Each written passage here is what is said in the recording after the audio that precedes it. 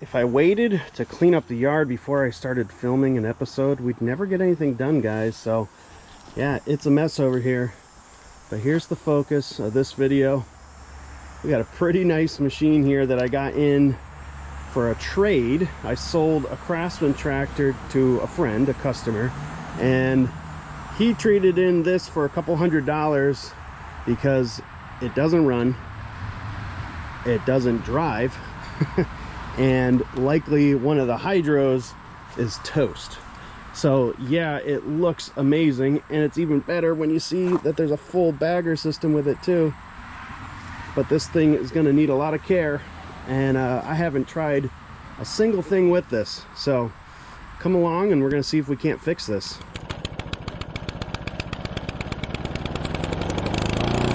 First of all, welcome back to the channel, everybody. My name is Kyle. The channel is called Kyle by the Creek, and we work on mowers, we work on tractors, we work on ATVs, whatever we have in the shop. And I do this as a hobby.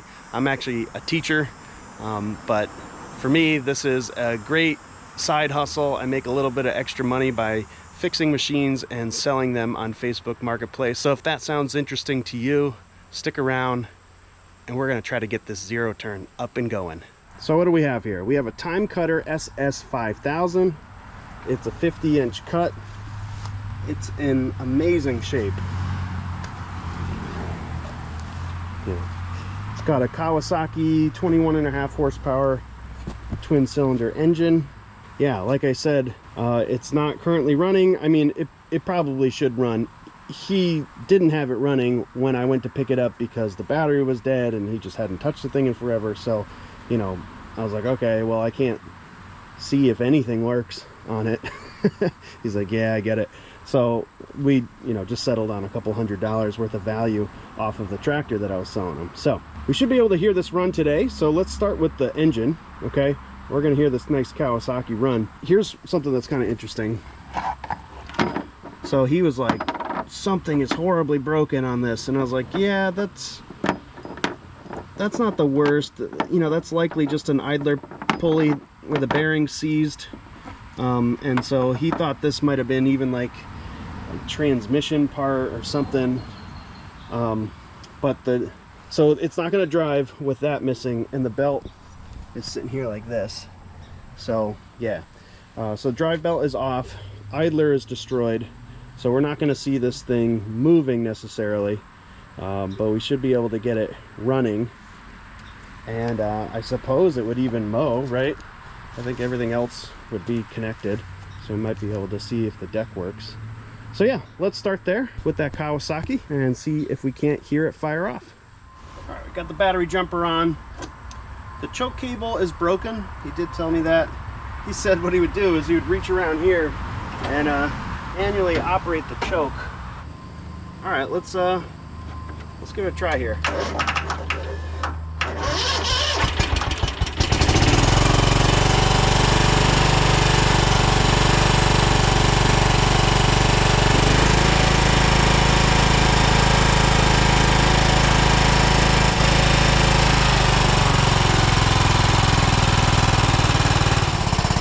Well, sweet, that fired right up. Let me rev it up and we'll see if the blades engage.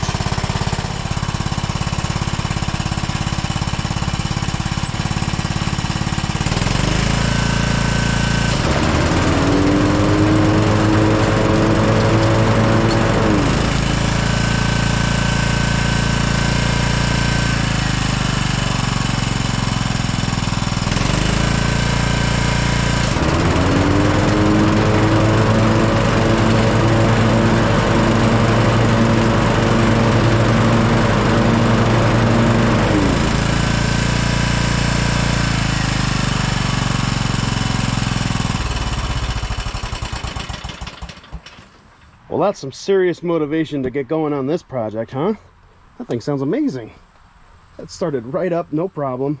You know, I think the seller was underselling this thing. I mean, at least so far. I mean, if one of the hydros is bad, that's going to be a significant concern. I mean, it might be worth replacing that. Obviously, we're going to look to see if, you know, it might just be like fluid flush or something like that. That would be nice, but yeah, given the condition of this thing, even if I had to spend a couple $100s on a motor or a pump, probably worth it, right? Okay, let's remove the mowing deck and we'll see if we can't get under there and see what's going on with the idler that blew itself up. Hope you guys aren't scared of spiders. So that looks like an easy thing to detach there. And back here it doesn't look too bad either. Honestly, looks like it just rests on this. It's like a hook right there. If I can get the deck up, it should unhook from there. It doesn't even look like it has a bad angle. Anyway, I'll see what I could do. That honestly doesn't look like there's even any pins that I have to do for that. It just, the deck like sits in a groove. So if I can bump it up and get it up and over that groove, probably get it out. I think I just got it loose. I mean, I basically just bumped it like that and it came off.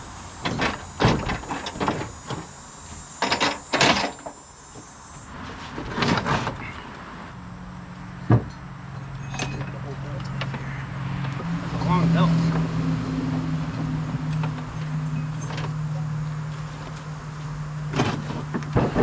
Has to be one of the easiest mowing decks for me.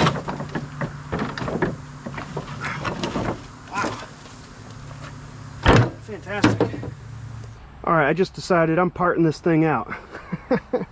I mean, I really could. I could make a lot of money selling the engine. This deck looks perfect. Look at that. You clean this thing up, and it's gonna look brand new.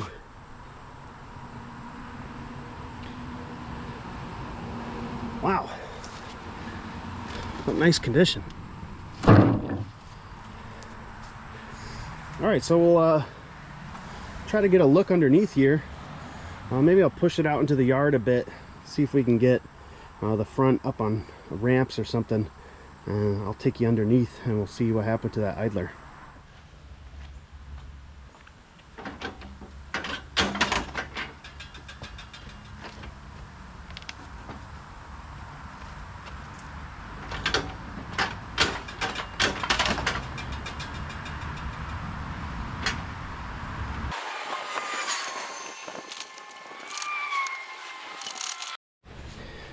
Whew, I'm a lot of breath. I was trying to get this thing to move. So, based on the picture here, you push the release in, this should be traveled. Like that, pushed in, not pulled out, which is a little backwards. But I tried it every which way. That should be rolling, but it won't roll. So, I don't know. I did roll it out here to this current position, but anyway, I was able to strong arm it up on, it looks like I rode it up the ramps. I didn't ride it up the ramps, I just shoved them underneath the front wheels, lifted it up, shoved one at a time. So now we can crawl under and let's take a look.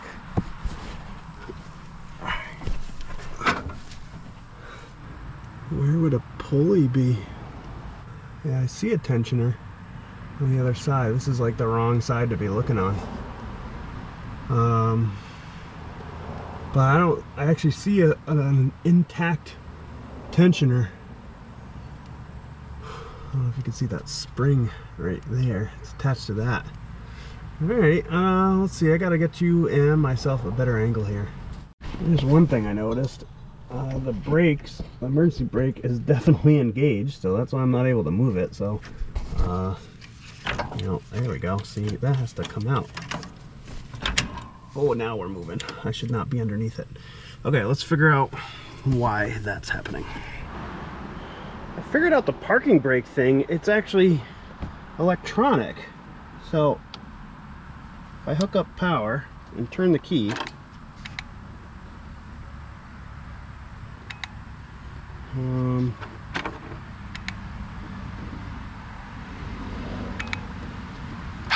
there it is. Hear that?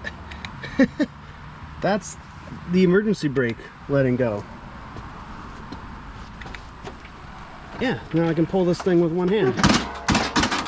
And my battery pack goes smash. No, it's fine. It's happened a couple times. Yeah, look at this. See? Pull this thing out one-handed now.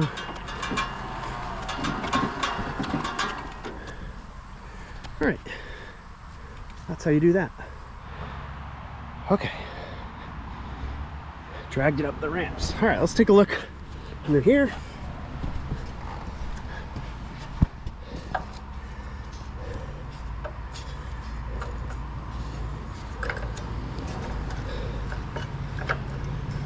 Oh yeah, so that is something, but they're supposed to be there. Supposed to be a pulley there. Okay. Yeah, this belt is in good shape. Let's see if we can remove this arm and take a look at the damage here. Yeah, I can feel seized bits, and maybe I have a replacement for that.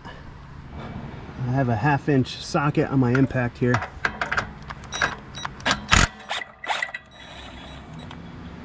Came off easily. Okay, lots of sandwiched parts. Let's take a hot minute and see what's going on there. We got the pulley with the little spacer on top of the pulley, and then of course you have this thing, cup, so that gets oriented like that. Take note of that, Kyle. All right, I'm going one-handed here. Okay, this slots in, and then there's a washer on the underside. This is removable, so it like slots in. Okay.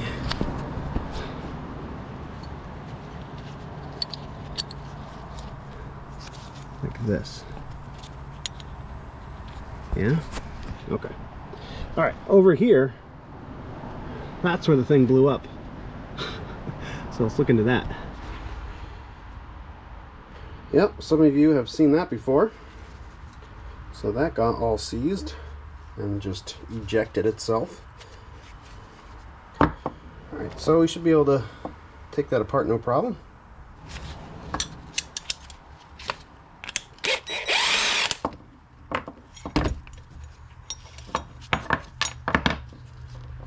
So, just for orientation, pulley goes on this side, bolt goes through, nut goes on. Yeah, nut goes on. Yeah, so it goes like that. Alright, let's see if we have one of these in our parts. So here are all the pieces to this pulley. Okay, so now we do have a pretty good idea now of the size of it. You know, it's one of these kind of wider flat ones, if you can see. So yeah, I don't know if I have this part. We'll dig, but I think we're gonna have to order that. That's the closest thing I have. It would look like this, but it would be, you know, significantly smaller. So that's, you can see this one even had some damage. Might have seized up one of these times. So yeah, best to let's look up parts, see what we can find. You probably can't see my phone, but I found both parts. Got genuine OEM Toro parts here, and I'm getting both pulleys. So they're not too expensive, so I'm going to replace this one too. This little V-belt. This is a V idler. Bearings seem okay. I can hear a little bit, and then this one's like a flat pulley, or a flat idler, and yeah, so obviously that one's bad. We're going to replace just those. You know, I don't need to replace anything else. Every part on that assembly is available, but yeah, that's what we're gonna get. Well, it's a week later actually, and my parts came in. So here's the one we couldn't identify before. It was unrecognizable. There are its remains still in the same spot, so that looks correct. And then here's the replacement, and as you can see, this looks great. Looks just like the original, but you can hear just that little bit of bearing noise. This one, you know, brand new greased bearings. You can't even spin them all the way around, but they feel great. All right, let's see if we can't remember how to put this all back together. And I'll show you what it looks like. All right, we'll start with this flat idler and just a bolt and a nut and the spacer down and no washers. So let's get that tightened. So we're underneath the machine now. I'm going to try our very best to sandwich this all correctly. See what we can do here. The little cup thing.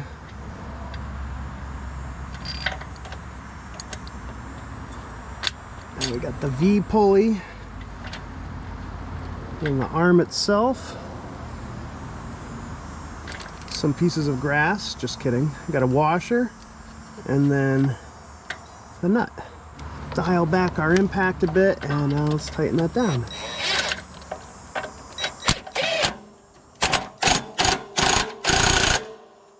Just give it one hit with the full strength. And we have a spring that goes somewhere around here, and I'm guessing it just, yeah, probably like that. All right, so next step is going to be getting this belt routed correctly. Actually, it was really easy to get this belt on. It's going to be very hard for you guys to see under here, but I got really lucky because the belt didn't shred at all. It was just this flat idler that did. So I'll see if I can somewhat show you the routing. Obviously we have one of our hydro transmissions. The fan is underneath the pulley that's on top, and you run the belt around the drive pulley. Then it goes onto the back side of the belt, right? Because this is my flat idler. Then that belt, although it looks like it touches this one, it really doesn't. It runs this way to the other transmission pulley. Then you see that belt coming back around here. Then the cogged parts of the belt then fit into the V pulley. This is the V pulley. And then it runs to the other hydro transmission. So I believe I have this all correct. I mean, the big thing to double check on all this is, you know, this is a flat pulley, so it needs to have the back side of the belt running on it, and this is a V pulley, and it needs to have the grooved cogged part of the belt, the V belt part, running in it. Obviously, same goes for all these pulleys. They need to have the V part going into the pulley because they're V grooved pulleys. Okay, so I believe we're good, and this thing should actually be able to drive around, and we're going to be seeing if this is a weak motor here. We just got to test it out and find out. There's also some pretty easy adjustments around here, so we can also mess around with adjusting it. We are just about ready to fire off the Toro, but I got to introduce you to somebody. This is Carmen. Hey, Carmen. Come sit. She won't let me get you in view here. Hey, Carmen. We just got this puppy yesterday, and the kids are having a blast. So say hello to Carmen, everybody. She's I think a 9-week-old, right? 9-week-old? Yeah. Golden doodle. And she's pretty sweet. So far, so good.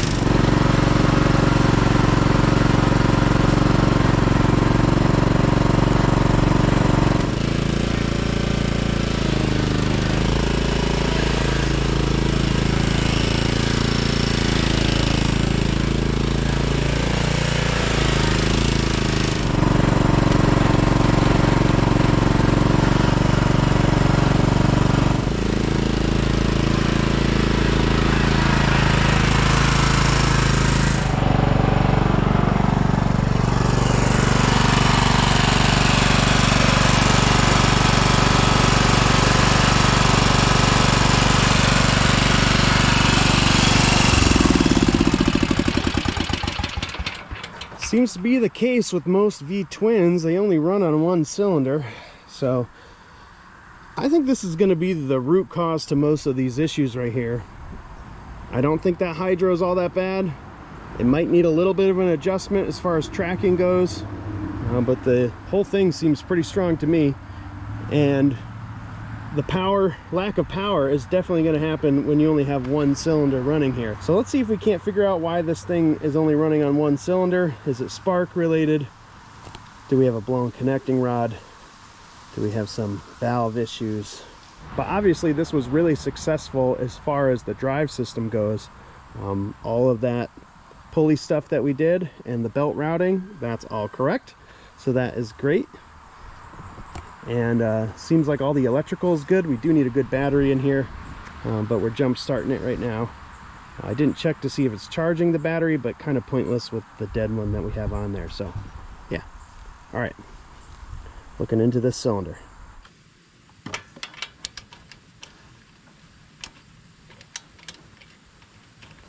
Well, okay, I just went to go size this up to see what socket it was, and that spark plug was not even really threaded in there. So that could have been really dangerous.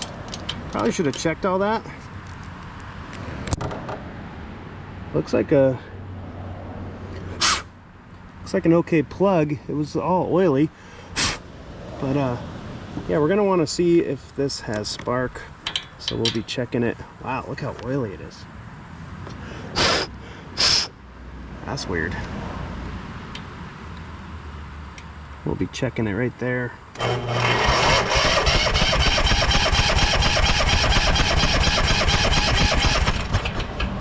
Can't see the spark, but I can actually feel it.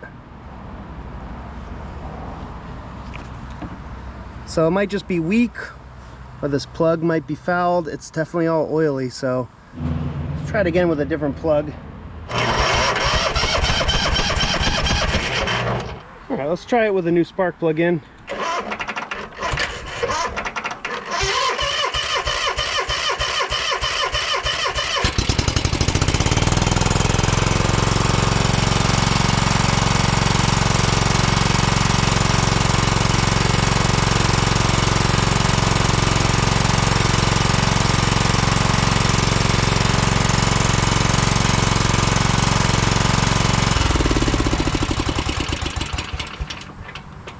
Yep, only running on one, even with a different spark plug. So that coil could be going out because I couldn't see any spark, even with the other spark plug in there. I think it does have a little bit because I could feel it, but let's take the cover off this thing, see if we can inspect the coil.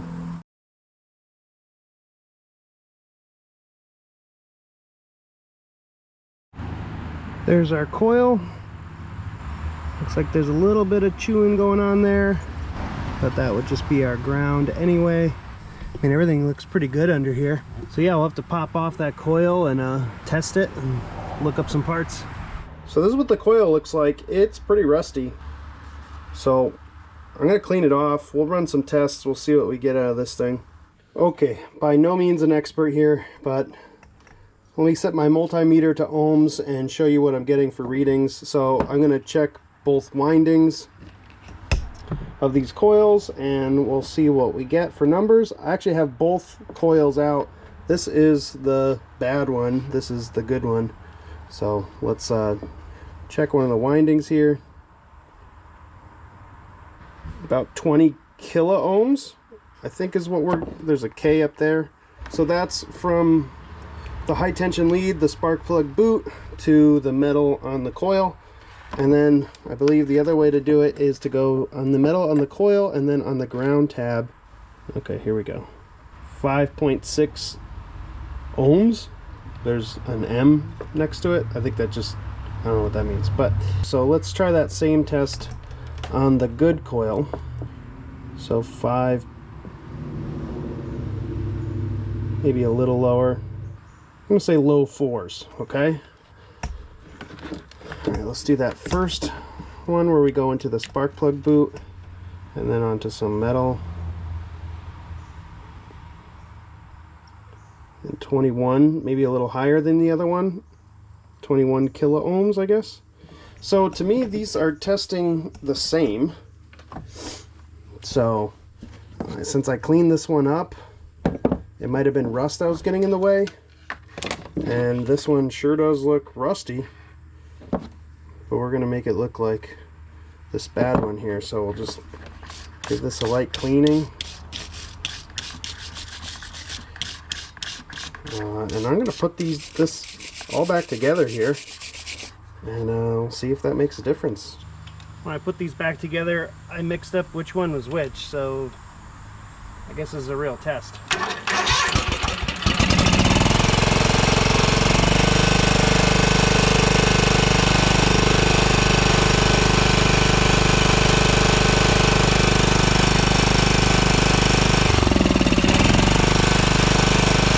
So yeah, same result. So I'm thinking of a couple things here. I'm going to swap those two. I'm going to make sure that I get it right. I'm going to put the good one over on the bad side. Okay. I'm also going to check to see if this piston is moving up and down now. And I know everyone's thinking, you know, valves, check compression. Yep, we're going to get to all that.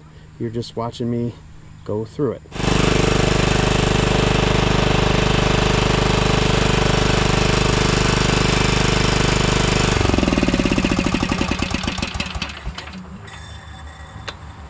Swapped coils, same result.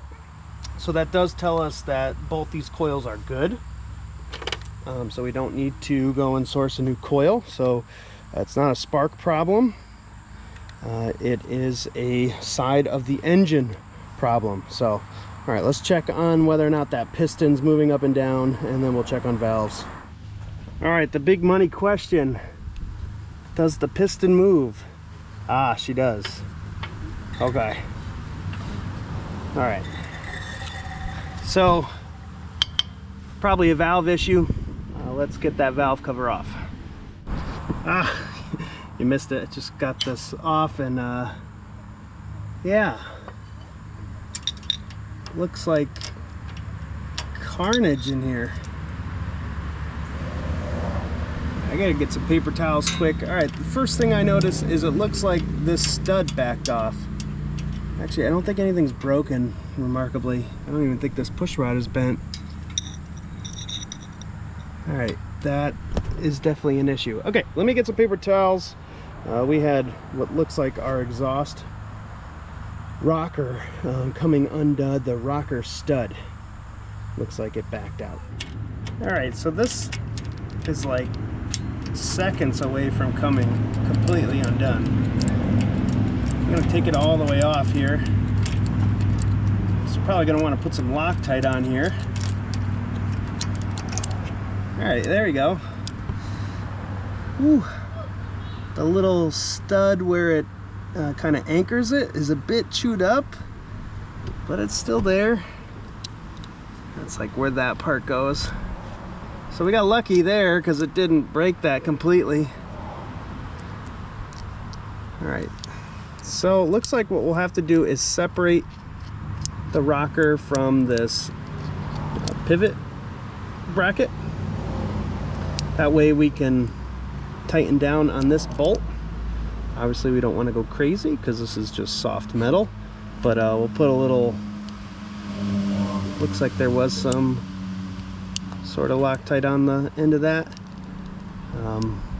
and we don't want that coming loose. Okay, we got this assembly apart here. There's this little bushing that is like a little off center, so I guess it pivots correctly. So that's kind of interesting. Probably hard to see on camera, but if you ever do this job, you'll see what I mean. Here's our bracket. Oh, and there was a washer. That's interesting. I don't know what side that was on.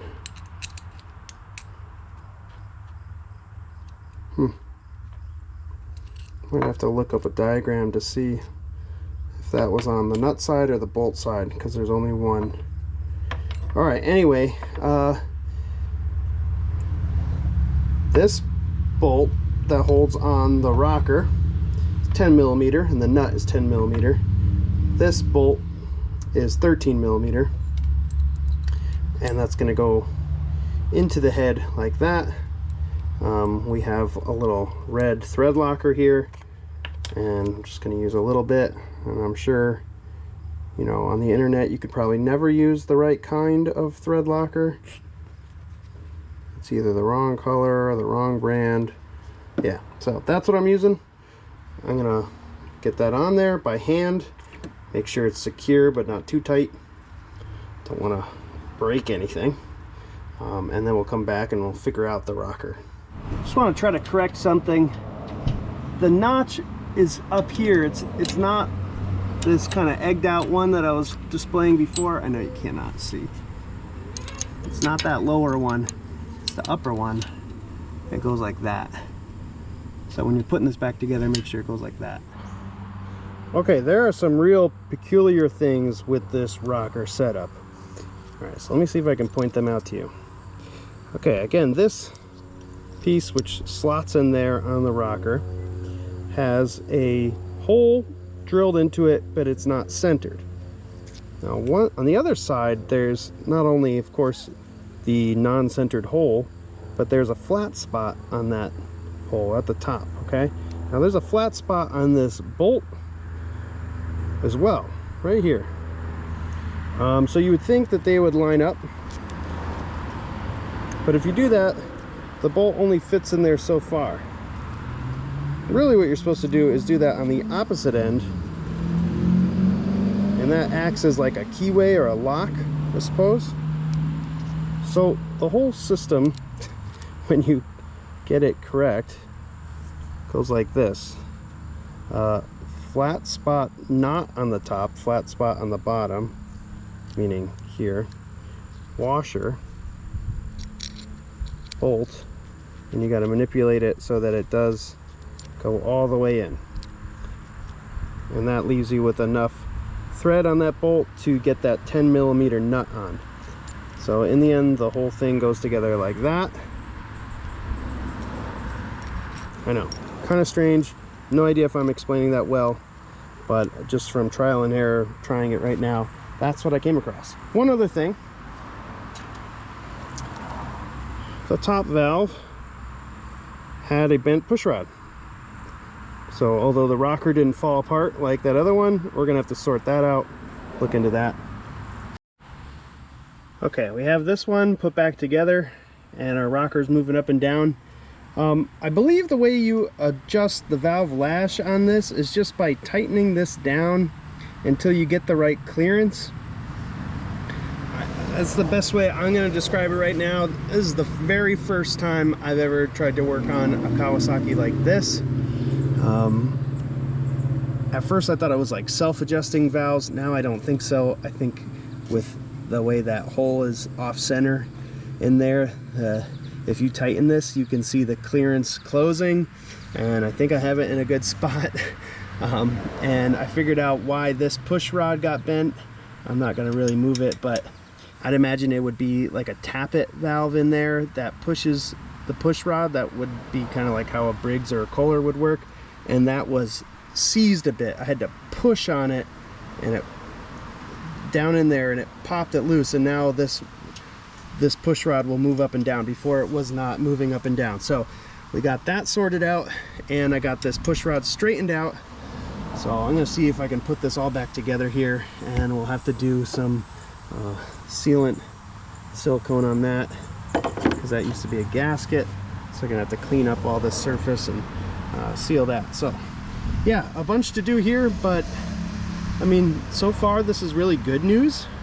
Nothing is majorly broken, and it's very possible here that we will have 2 cylinders firing in really just a couple minutes.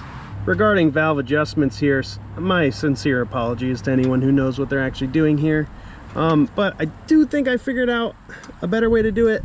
So alright, so for instance, I have a 6th thou feeler gauge here, and you know, a little tight in there. That's probably more like a 5 thou, but anyway, you adjust this top bolt to where you like the clearance, then you tighten it down with the 10mm nut on the bottom, And so this is like your fine adjustment and then like your locking. Okay, that's the best way I think I can figure it out right now. But I have these set to good clearances. I don't know exactly what the specs are, but you know, both valves are right around 6 thou. It's gonna be fine. Okay, we got everything put back together. That valve cover is on with some 10-15 minute silicone. So if we get this thing to run, I'm not gonna run it really long, but it has been that long. So technically it should be good to return back to service. Let's give this a try.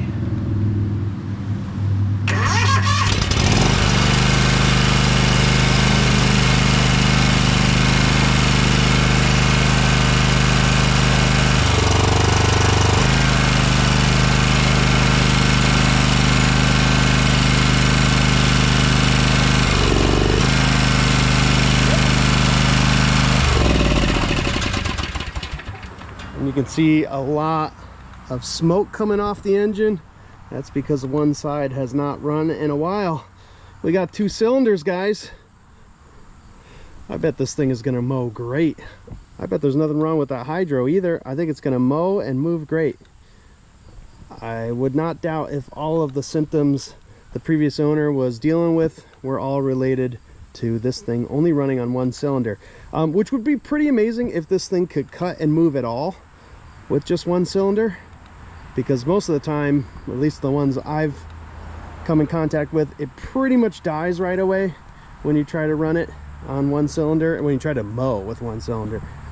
But you know, maybe this Kawasaki gave it a fighting chance and made it seem like there were other issues going on. But anyway, we can't jump to conclusions. We got to test this thing fully, so I want to let that cure just a little bit more. And you know, I wonder if we should just move right on to the deck. No, I'm not gonna do that. All right, I'm gonna take my time here, make sure this thing is running correct. So yeah, let's put the engine cover back on so we're cooling the engine properly when we go to test run this thing.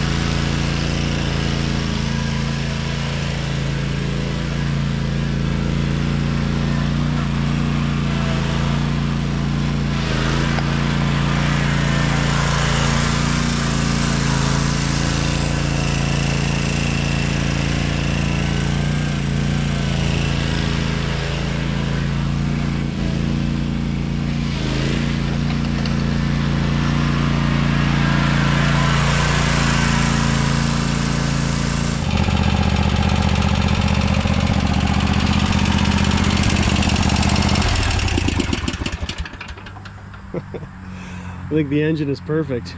So I do notice that it does not track perfectly even, so we're going to look into some adjustments here before we say that we need to replace a hydro. I really don't think that's the case. In fact, I think you could manage the way that it operates just fine as it is, but I think we can make some improvements on this, so we at least should make some adjustments. All right, so that's one thing we can tinker around with. This deck and the belt look perfect, so hopefully we don't have to mess around with anything besides sharpening and cleaning. We do need to get the right choke lever, because that doesn't work, and this thing does want to start with choke. We need an air filter, because the air filter on here is very dirty. We do need a battery eventually, but yeah, getting ahead of ourselves. So all right, a little surprised that the engine had that issue, but then again, this is pretty common stuff. So glad we got an engine with full power now. Well, I just watched a video on how to get the tracking straight on these. It's kind of a compromise really, but first thing they say is make sure that in neutral your bars here are even, and this you can make some adjustments on these 9/16 bolts. This top end is slotted, but this had taken some damage. It was bent, so all I did was really just bend it, but that's looking correct now. All right, so the compromise. Really all you can do is take your fast side and make it slower. And this 11mm bolt here, I can turn it counterclockwise, and this pin here will lower. And that all that does really is adjust this rubber lobe, and it'll allow me, well, it'll limit how much travel this has forward, and it'll slow down this transmission to match the speed of this one, which this is a common adjustment, so it's not like there's something horribly wrong here. I'm not doing something inappropriate. This is what you're supposed to do. If your tracking gets a little off on a mower that's whatever this thing is, the 2014, I mean, things are going to happen like that. So we'll make a slight adjustment here, and that might solve our problem. I have a nice long extension on there so you can see. So I just moved it a little bit. I'm going to move it a little bit more. I don't know if you can see that, but it is moving that pin. Yeah, you can see now. All right, I'll try it like that first. They really aren't far apart, so that might solve it. If not, I'll just make more adjustments. Obviously the top side of the deck looked great, and here's the underside, and we'll just take a quick listen to the bearings.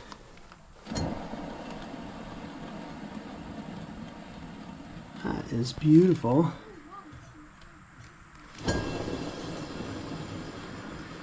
That's got a bit of noise. And that one's a bit noisy. So when this guy traded this machine into me, he gave me these new spindles. 2 of them though, and I wonder if he knew that those 2 were starting to go. So I think we should put these in. I mean, we have the part, and I don't see Toro Timecutters very much coming into me. So I think we should not save these for something else. We're going to keep that one, and we're going to replace those 2 noisy ones.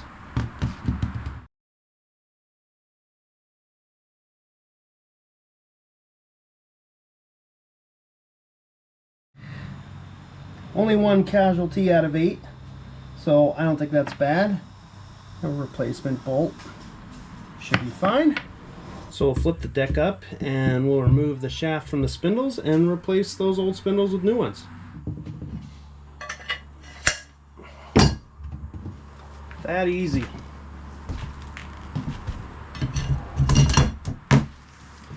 Well, we got this far. I had to tap these because these spindle bearings did not come tapped, which I think is pretty annoying, but you just take the existing hardware and you just impact it right in there and it self-threads. At least that's what the internet says, so that's what I did. They're definitely on there. Alright, we should sharpen these blades now. Alright, there we go.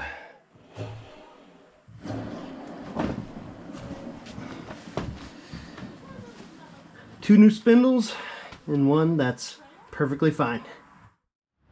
Well, we have a new choke cable now, it just came in the mail. The choke linkage is the one on top. So we're going to take an 8mm socket and remove it.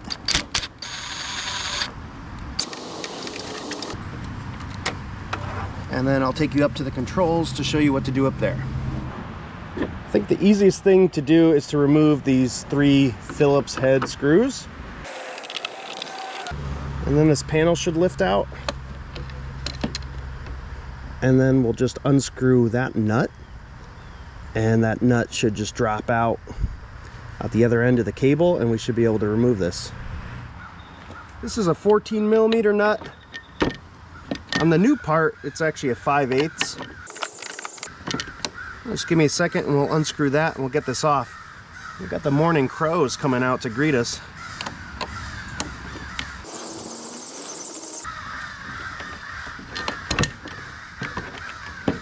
Pretty easy.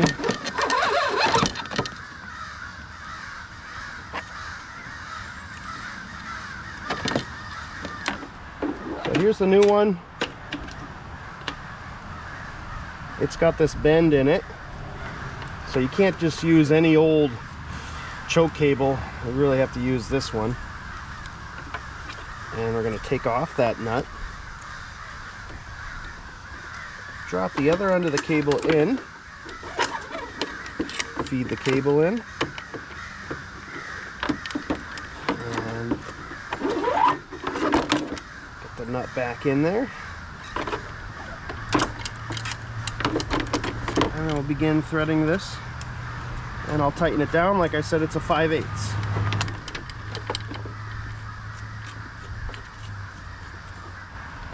And we'll snug that up.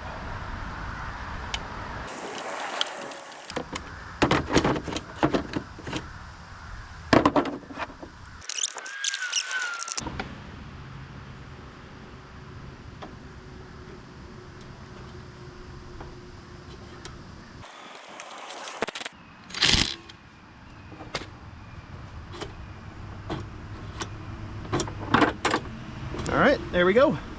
Well, I have a 60-inch opening for the double doors in my shed there, so with this 50-inch deck installed, I should be able to back it out of here. We'll see.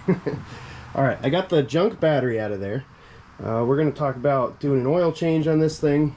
So on this side of the engine, we have our oil drain, and I'd like to attach a hose to the end of that so that the oil can drain off a hose into, you know, a container that way. Otherwise, it's going to make a big mess at the base of the engine. Other things we can do for service: we can change out this dirty fuel filter. We can install a fuel shutoff. Obviously, we'll get a new battery, and we'll do a new oil filter. And I already have a new air filter. I took off the pre-filter, but that thing was covered in dust. So yeah, that needs to be replaced too. I just came back from the store with hopefully everything I need to finish up this project. So we have a little bit of braided hose here, 3/8 inside diameter. I'm just going to heat it up with the heat gun.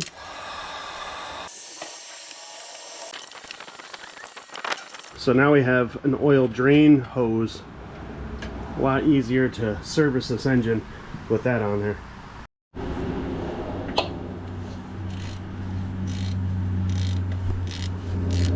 10mm wrench on there. Well, if you back nearly all the way out to where oil spills out of here, we finally get it to trickle just a little bit.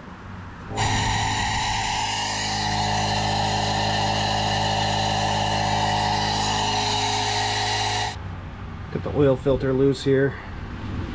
Here comes the mess. We'll see how much we can save it. Not too bad. And over here I put a zip tie on the frame just to hold this hose right here. Hard to see, of course, but I just want to keep it away from the exhaust, which is pretty close, but this way that hose can't wander.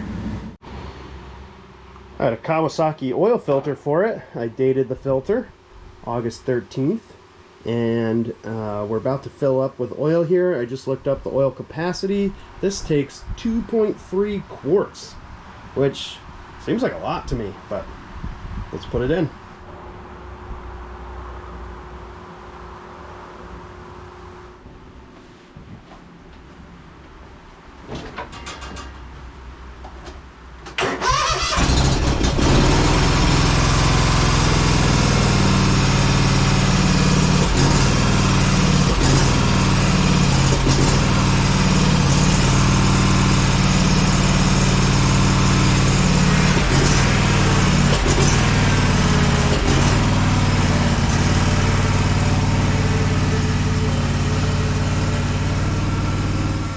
Well, that was an interesting amount of smoke.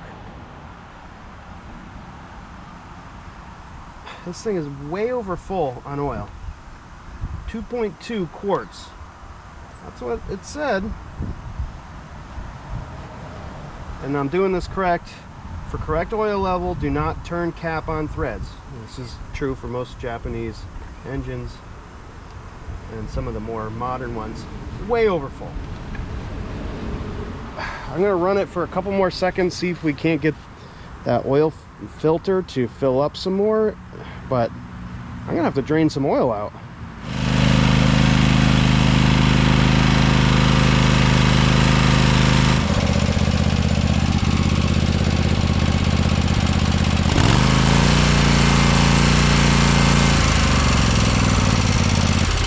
It smokes a lot less, 0, when it has the right amount of oil in it. So don't Google it, okay? Just start with almost 2 quarts and then top up from there. That's what I would say.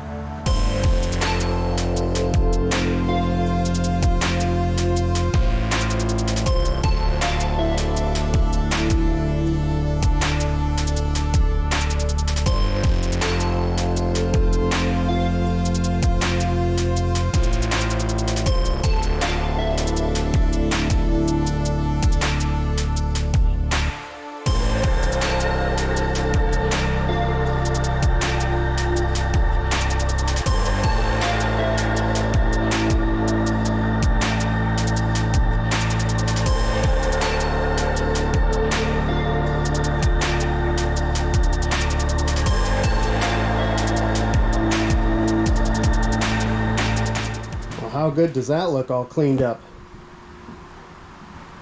And for the belt routing, this is how it goes. According to that picture. All right, let's get this installed under the machine.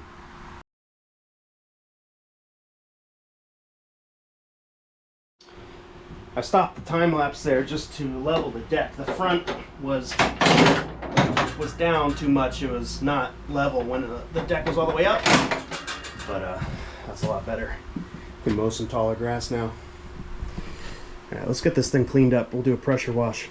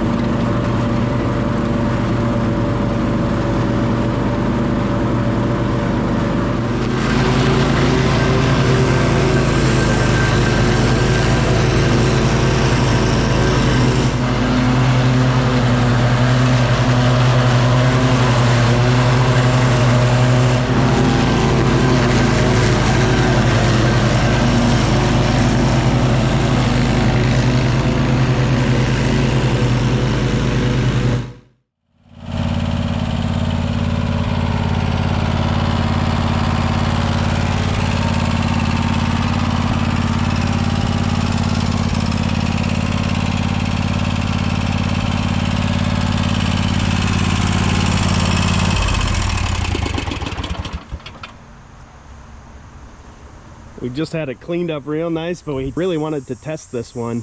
So it's early in the morning and there's a lot of dew and the grass was pretty long.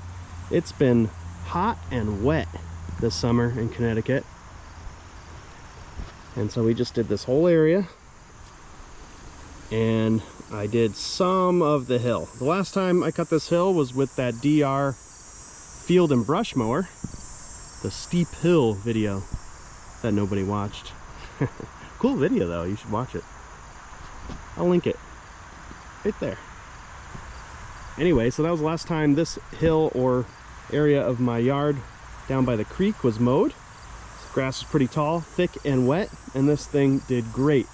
There is nothing wrong with that hydro. I am absolutely convinced. I'd show you me ripping up this hill right now if it wasn't all wet. You know, I don't want to get stuck and flip over or something like that, but the hydro would definitely make it. This hill is like my access hill with, I can take the car down here, goes up and down that absolutely no problem. It would rip it up this hill, I bet. So very happy with how this thing is tracking and how that hydro is performing.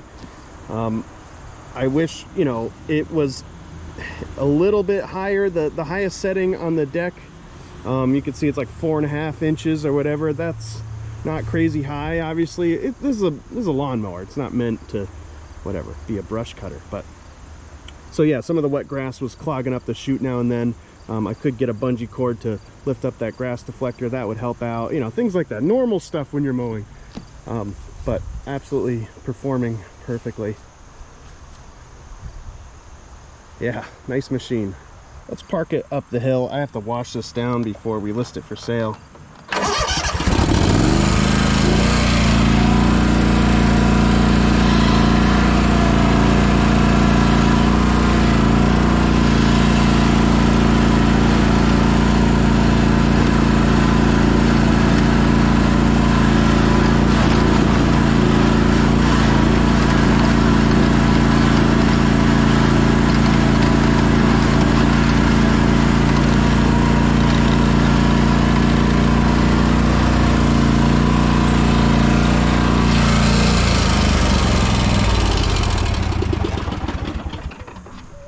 Absolutely no trouble at all. Well, thank you everyone for watching so far. I hope you enjoyed this Timecutter SS 5000. It's a pretty neat machine and it really did need a lot of work. So it was a bit of a gamble to get this machine as a trade-in. Obviously this is paying off and it's going to be worth a lot of money. I'm curious to know what you guys think, how much you might list it for. I might try $2,500. That might be a little high, but it does have the bagger and I put a lot of new parts into this thing and serviced it. So I think that's a fair price, but I'll let someone knock me down a little bit. Also, I hope you appreciate the long format of these videos that I make. I could have broken this up into part 1, part 2, part 3. That probably would have benefited my channel. A lot of small engine repair guys do that with the stuff they're working on, but I just think it's so much more satisfying to watch a start to finish style video. Plus, I feel like the part 1, part 2, part 3s end up being more like throwaway videos where you never really want to go back and watch them again. But when you get one video start to finish, it ends up being a video that you can go back to and enjoy, and I know it's just sort of my style. So hopefully you guys appreciate that. It does mean that sometimes it takes a little longer to get a video out to you guys because I actually have to finish the project to then finish the video. So sometimes it does take a little while. But I think this is going to make a nice mower for somebody, and this was definitely a lot of fun for me to work on. I've only had one other zero-turn mower before. It was that Cub Cadet that ended up selling for some pretty big money too. But this is going to be worth even more than that. I have one other zero-turn that I'm working on. It's a Lesco, and it's kind of a basket case, and yeah, we'll see what that video turns out to be. But anyway, so I'm sort of new to the zero-turn thing, but these things are pretty awesome and they are in high demand. So on Marketplace, I think this is going to sell no problem, even though it's mid-August. In Connecticut, we have, you know, another 2 months really of mowing, but you know, it definitely starts to slow down here as it gets cooler. But I think the zero-turn with the bagger is still going to be quite valuable. All right, enough rambling. I hope you guys enjoyed it. Again, my name is Kyle. The channel's called Kyle by the Creek. You need to like the video, you need to subscribe, help me out, help this channel grow so I can keep putting out some content that you guys enjoy. All right, catch you on the next one.